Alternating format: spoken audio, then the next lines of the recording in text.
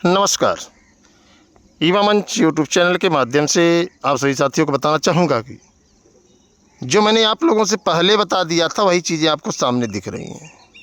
ये अलग बात है कि लीपा पोती करने में सरकार लगी हुई है। ऐसा क्यों है, आइए देखते हैं। कि एक बड़ा खुलासा असिस्टेंट प्रोफेसर भर्ती को लेकर के हुआ है और आखिर ऐसी दशा क्यों झेलनी पड़ रही है आयोग। साथ ही साथ 40 शिक्षकों की सेवा समाप्ति की नोटिस पूरे प्रदेश को झकझोर करके रख दी है। और ऐसा इसलिए मित्रों कि आउटसोर्सिंग, संविदा, प्राइवेटाइजेशन जैसी प्रथाएं लगातार युवा मंच टीम के द्वारा क्यों बाइकाट की जा रही हैं, क्यों विरोध में हैं, उस पर भी हम चर्चा करेंगे। साथ ही साथ टीजीटी और पीजीटी के लिए ज़रूरी क्या है, इस पर हमें आपको गंभीरता से विचार करना होगा। अगर आप वाकई में टीजीटी पीजीटी की परीक्षा की तैयारी कर रहे हैं तो निश्चित तौर पर आपको गंभीरता से सोचना होगा। साथ ही साथ हम चर्चा करेंगे पीसीएस परीक्षा को लेकर के। ये देखिए जो स्क्रीन पर बड़ी खबर है, परीक्षा के बाद एसटीएफ ने पकड़ा था आउटसोर्स कर्मचारी को। ये मैं बार बार आप लोगों से कह रहा हूँ, हालांकि तमाम यूट्यूबर्स इस बात को गंभीरता से नहीं ले रहे हैं।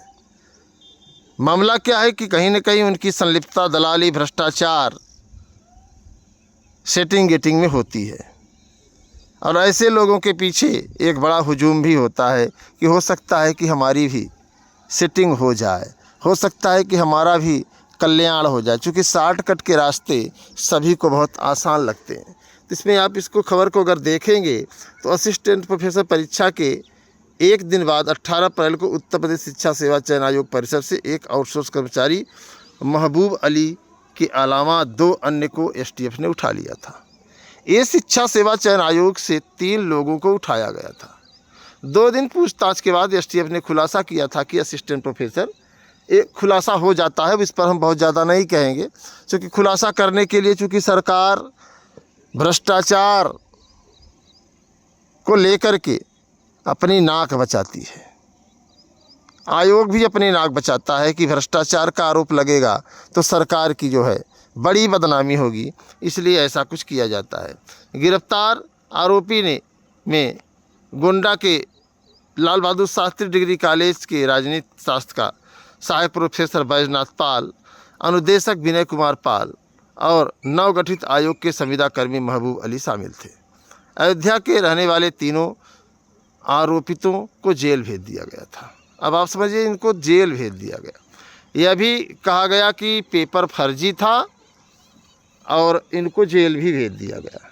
यह कह करके करोड़ों की वसूली। तो कहीं न कहीं 69,000 शिक्षक भर्ती के बारे में आप लोगों ने सुना ही होगा, दरोगा भर्ती के बारे में आपने सुना ही होगा। तो ये चीज़ें आपको देखने को मिलती हैं।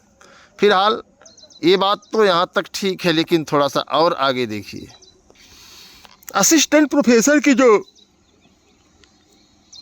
परीक्षा 16-17 अप्रैल को हुई थी, तो यह परीक्षा पहली बार शासन की निगरानी में संपन्न होगी। असिस्टेंट प्रोफेसर की भर्ती की जो चयन प्रक्रिया अर्थात मूल्यांकन वगैरह वगैरह, इसमें एसटीएफ के लोग रहेंगे। आप समझिए, उत्तर प्रदेश शिक्षा सेवा चयन आयोग की ओर से 16-17 अप्रैल 2025 को हुई असिस्टेंट प्रोफेसर भर्ती की लिखित परीक्षा को लेकर हुए विवादों के बाद चयन प्रक्रिया अब शासन की निगरानी में पूरी होगी।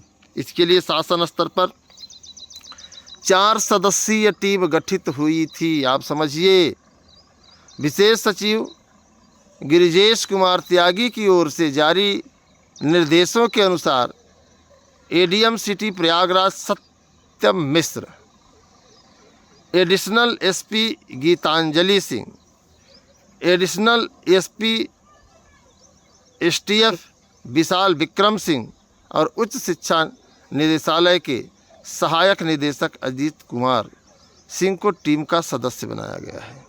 आखिर आप लोग पढ़े लिखे समझदार हैं कि जिस आयोग में, भारी भरकम आयोग में 12 सदस्य हों, 2 सचिव, 2 उप सचिव हों, 1 सचिव हों, तो आखिर ऐसे में टीम गठित का कारण क्या है, ये थोड़ा सा आप लोग कमेंट बॉक्स में बताएं। और मैंने आपसे जो कहा था कि पेपर आउट हुआ है, पेपर बेचा गया है, उस पर आप लोगों ने देख लिया होगा। यही कारण है कि टीजीटी पीजीटी भर्ती को लेकर भी सवाल उठ रहे हैं, और इसीलिए सवाल उठ रहे हैं। और इसी कारण से शिक्षा सेवा चयन आयोग भी परीक्षा की तिथियों में 3 बार बदलाव कर चुका कि आयोग में यह संशय बना हुआ है कि कहीं टीजीटी पीजीटी का भी पेपर आउट न हो जाए। हालांकि चीज़ों को बैलेंस बना करके दिखाई जाती हैं, और यह केवल युवा मंच टीम ही इसका लगातार विरोध कर रही है। बाकी यूट्यूबर, बाकी पॉलिटिकल अप्रोच वाले लोग इस पर नहीं बोलेंगे, क्योंकि उनको दलाली मक्कारी करने से समय ही नहीं मिलता। आप लोग ध्यान से देख लें, आपको लगता होगा कि युवा मंच टीम आपको भले बता रही है, लेकिन युवा मंच टीम नहीं बता रही है। अब चीज़ें धीरे धीरे आपके सामने आ रही हैं। आखिर एसटीएफ मूल्यांकन करेगी, एडीएम सिटी साहब मूल्यांकन करेंगे, एडिशनल एसपी मूल्यांकन करेंगी, तो आप थोड़ा समझिए।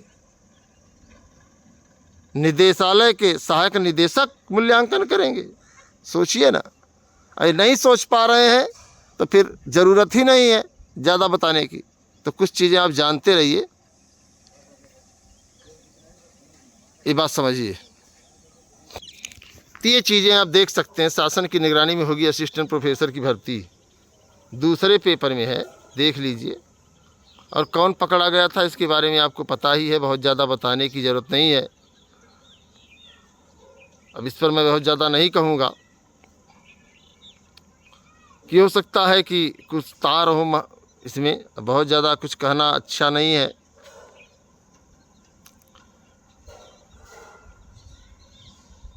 ध्यान से देखें, मामले में एसटीएफ ने कुछ लोगों को गिरफ्तार किया था। आप समझते हैं किस तरीके से गिरफ्तार होते हैं, बात समझ में आ गई होगी आप लोगों को।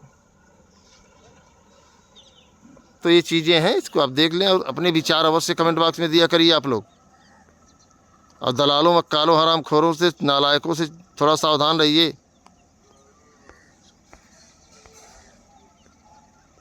ये बड़ी खबर है, ख़ासतौर से मेडिकल के क्षेत्र में। लखनऊ के पीजीआई में 1479 पदों पर भर्ती होगी। अब आप देख लीजिए इसको, और जो भी साथी इसके लिए हों इस पर विधिवत जानकारी हासिल कर लें। सभी पदों पर भर्ती कंप्यूटर आधारित टेस्ट के जरिए होगी। पाठ्यक्रम पीजीआई की वेबसाइट पर अपलोड कर दिया गया है। 1200 पदों पर नर्सिंग ऑफिसर्स की भर्ती होगी। तो ये मेडिकल क्षेत्र का मामला है। इससे पीजीआई में मरीजों को देखभाल की व्यवस्था और बेहतर होगी। कई नए विभाग खोले जा रहे हैं जिसमें नर्सों की तैनाती की जाएगी। अधिकारियों का कहना है कि नर्सों की भर्ती से संस्थान को आगे बढ़ाने में खासी मदद मिलती है। अगर हम बात करें पीसीएस प्रिय 2024 के परीक्षा को लेकर के, तो 86 प्रश्नों पर आपत्तियां झोंक दी गई हैं। आपको पता है कि आधे से अधिक में आपत्तियां 29 जून से हैं। मुख्य परीक्षा, प्रारंभिक परीक्षा का जारी हो चुका है परिणाम।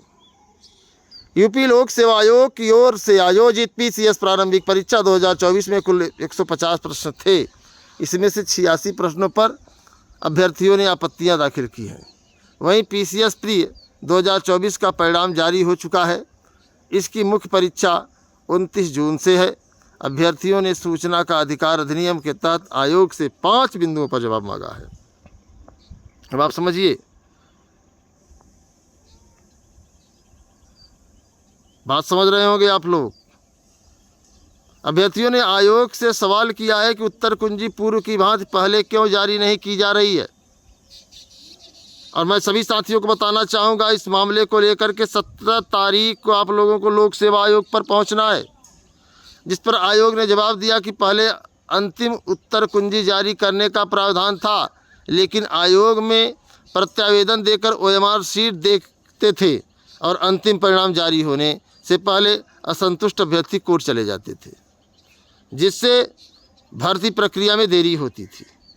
इस कारण आयोग ने 1 अगस्त 2019 को यह निर्णय लिया कि अंतिम उत्तर कुंजी जारी कर आपत्तियां ले ली जाएंगी, लेकिन प्रारंभिक परीक्षा की अंतिम उत्तर कुंजी अंतिम चयन के बाद जारी होगी। अब समझिए आप कि जब उत्तर कुंजी जारी करेंगे, आयोग को ये लगता है कि मामला न्यायालय में चला जाएगा, तो मित्रों बहुत साफ शब्दों में आपको बताएं कि आयोग पारदर्शिता को अगर बनाए रखना चाहता है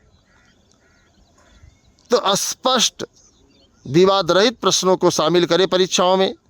साथ ही साथ आयोग की ये जिम्मेवारी होती है कि हर अभ्यर्थी को यह संतुष्ट कर पाए कि जो भी प्रश्न हैं